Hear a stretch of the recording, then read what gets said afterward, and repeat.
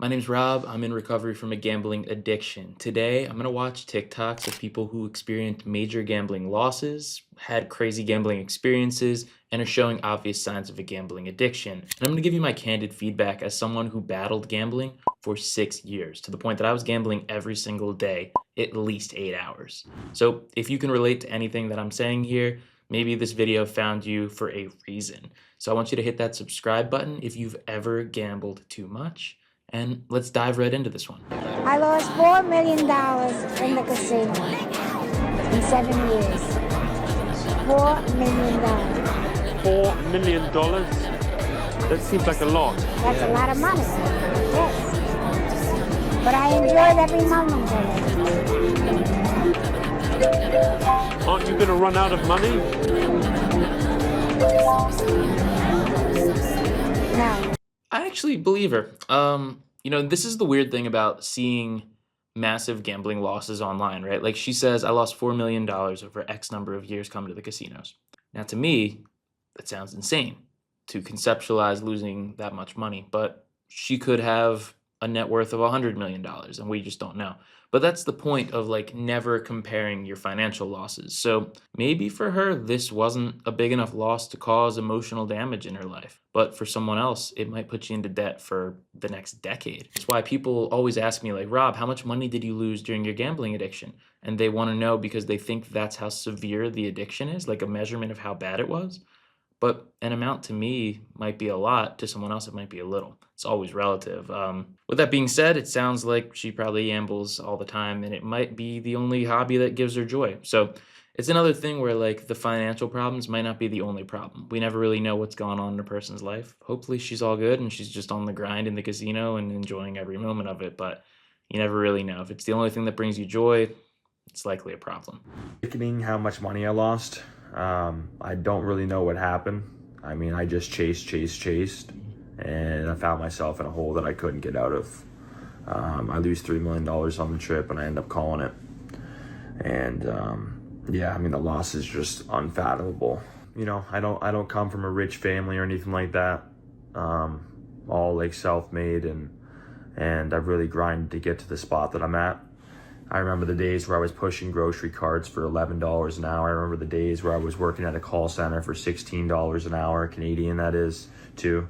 I remember working at a bakery for $10 an hour. So I never forget, you know, the value of money. I mean, I guess I get lost in it sometimes, right, with these crazy sessions, but I don't come from anything, and these losses, they really hurt, because I bought my first house for $300,000 and here I am losing $3 million. You know, it hits hard.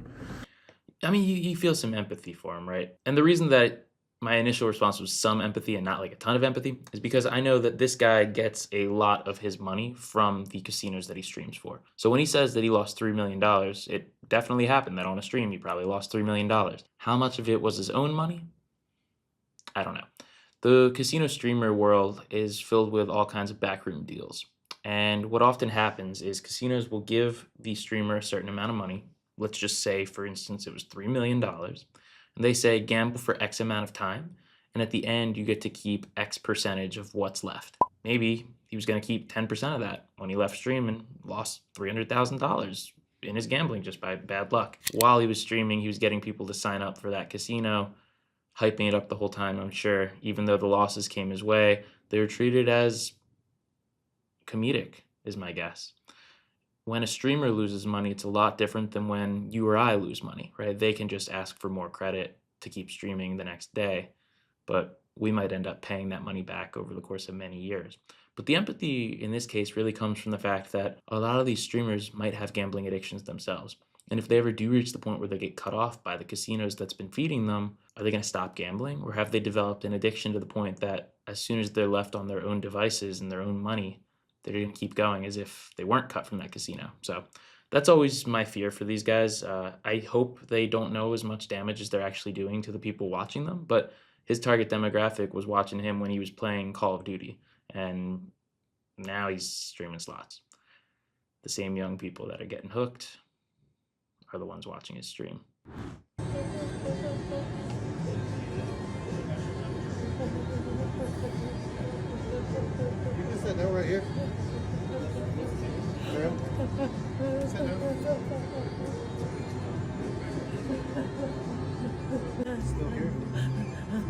This is crazy, man. All because somebody got on her machine and jackpot on her machine. This ain't right, man.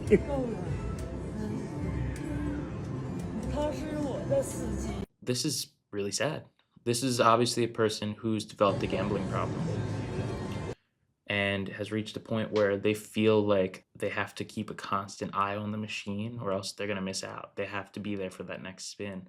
And we hear stories, unfortunately, more often than you would think, about people who will go to a casino and they're so hooked to the games, they're in a trance-like state that they will rarely ever get up. Some casinos even have entire back rooms filled with extra stools because people will sit on the machine and end up peeing themselves because they won't get up to go to the bathroom. So in this case, it looks like the woman left her machine, someone came on and won a jackpot, and she has this intense feeling that she missed out. It's really a sad point when people reach this point, and I hope that she's able to get some help. I don't know if the thought's going to be, this was such a traumatic experience, I should stop, or if it's going to be, I should never let this happen again. And that's the scary part.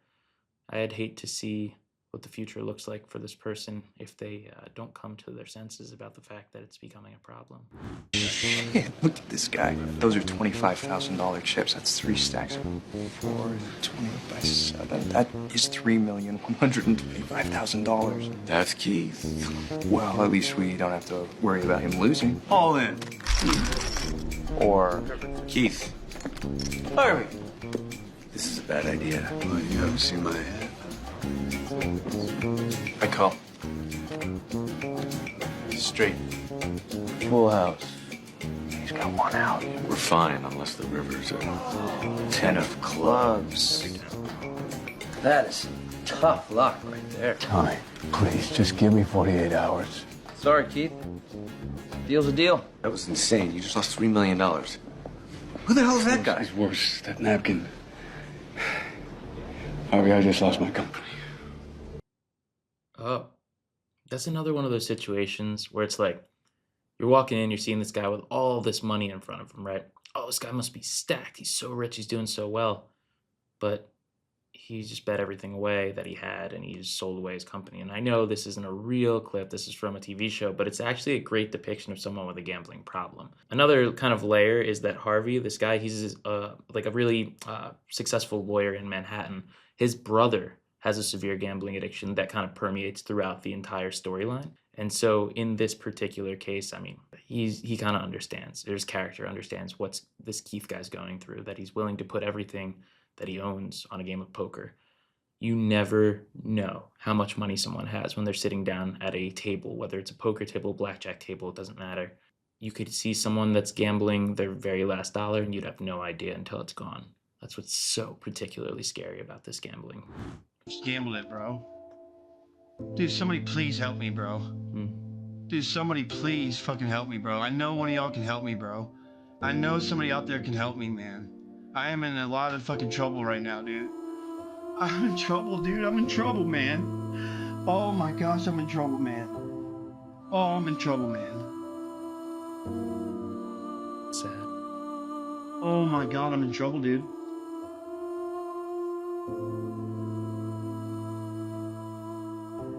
I'm in so much trouble, dude. I remember feeling just like that. Oh my god, I gotta call my mom, dude. She's the only person that'll help me, dude. She's literally the only person that'll fucking help me, bro. Oh my fucking god, this is not happening, bro. This is not happening. This is not happening.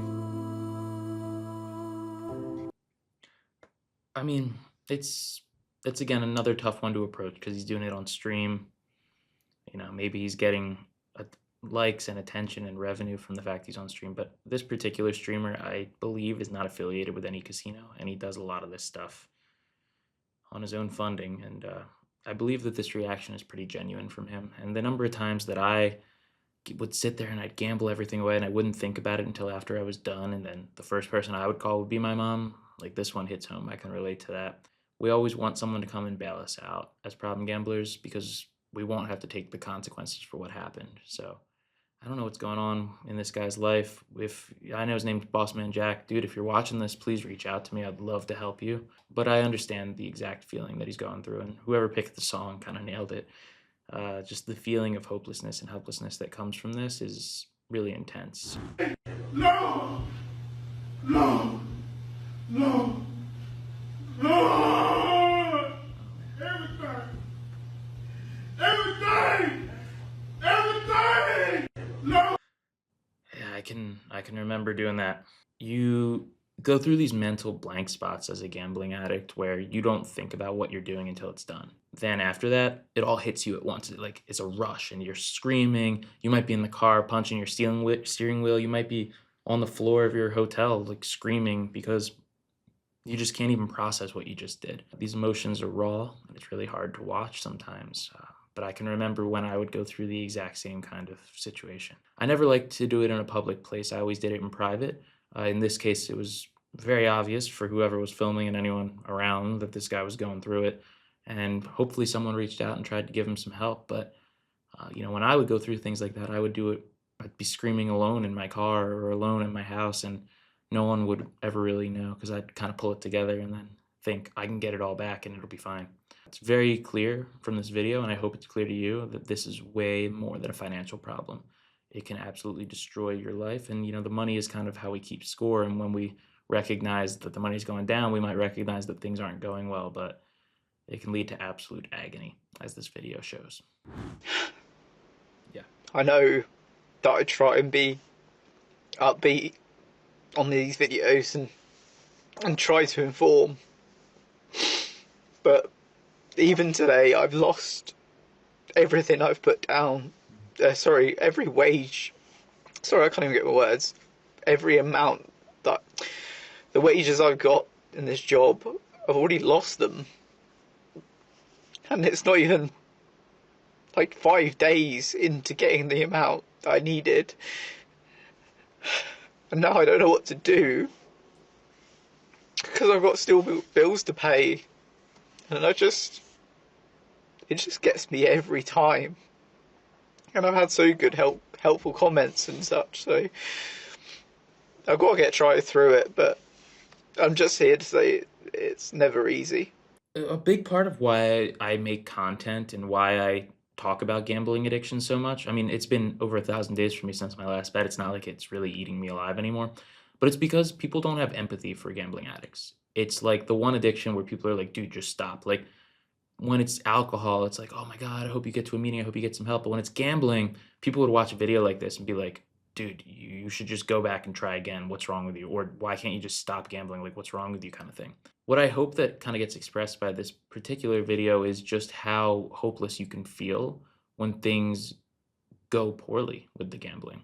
We have this initial burst of energy and this thought of like, man, I'll go and gamble and I'll win and it'll be different this time. And then this is the aftermath. You gamble all the money that you make at work. It feels like you worked for free. You made no progress, and it all hits you at once after it's done.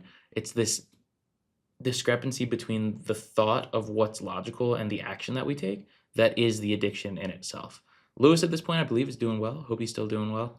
But this feeling of just like hopelessness is what I really want you to feel, like understand about a gambling addiction. It's harder than just stopping. It's hurting the brain the same way as any other addiction. This is the last Plinko ball to my name.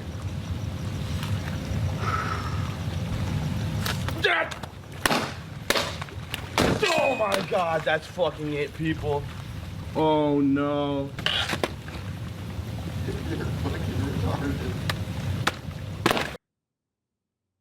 It's hard to feel bad for this guy, but he's 100% addicted to gambling. So I made a video about Togei where I was talking about how his audience is literally just all impressionable young men, and he's making gambling look cool. We see videos like this where the losses are treated as comedy, right? It's getting views because it's crazy the guy threw his laptop. Who knows what he's actually going through in his head? He's probably going through it, but it's really tough to feel empathy knowing that he's getting paid by the casinos to get kids addicted to gambling.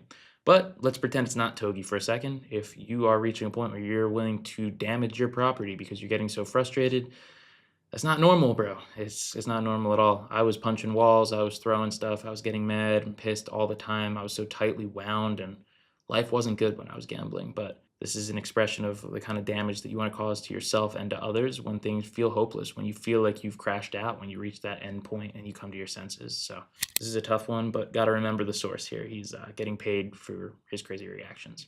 Married for 6 years. years, and I've been hiding a massive secret. My husband thinks we have $45,000 in our savings account for our dream house. What he doesn't know is that I've been gambling online for the past 2 years. Started small. Just $50 here and there on poker apps. But Dave, it spiraled so fast. Last month alone, I lost $18,000. Our entire savings account? Gone. And, I've been faking the bank statements, editing them on my computer before he sees them, but it gets worse. so you didn't put anything down? I maxed out 3 credit cards he doesn't know about. I took a loan against my 401k. I even borrowed $12,000 from my sister, telling her it was for a surprise renovation for my husband.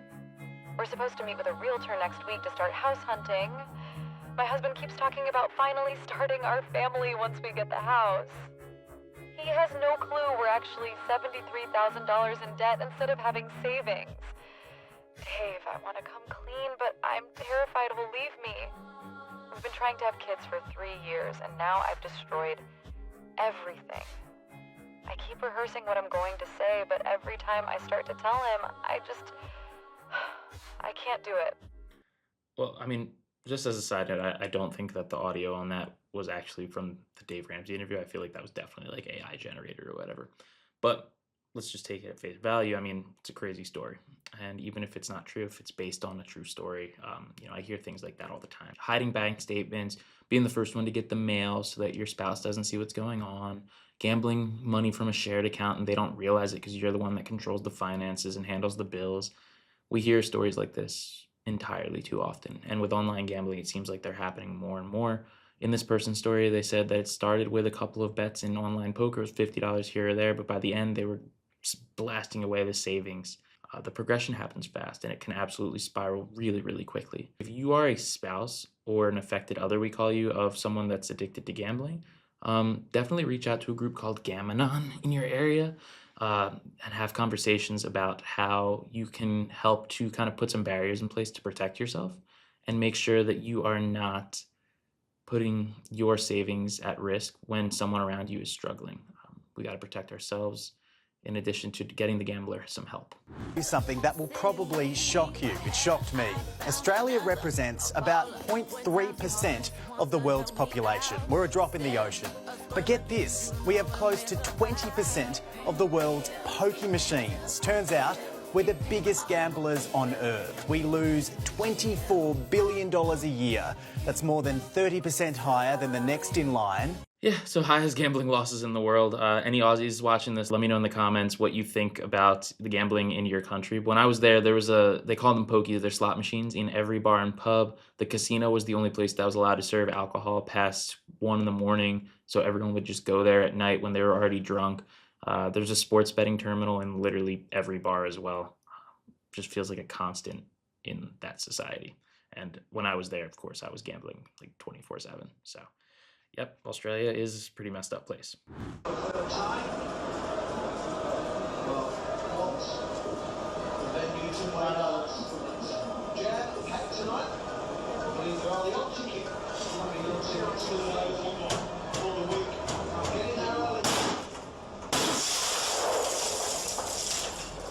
Still crazy. Every time I see it, it just gets crazier. I mean, if you're reaching a point where you're willing to break down the slot machine after a loss, you've obviously gambled too much, and your gambling has probably reached a point where you're fully addicted to it. Again, if you're causing any damage to yourself, others around you, or any kind of property when you lose a bet, that's not a normal reaction. You might be frustrated to lose. No one likes losing money, but when you're willing to go to this length over a gambling loss, it is an obvious sign that it's a problem. If you're looking to find out some other obvious signs of a gambling problem, I want you to check out this video next, where I lay out exactly how I knew that I had a gambling addiction. Thank you for watching, and let's keep getting better together, one day at a time.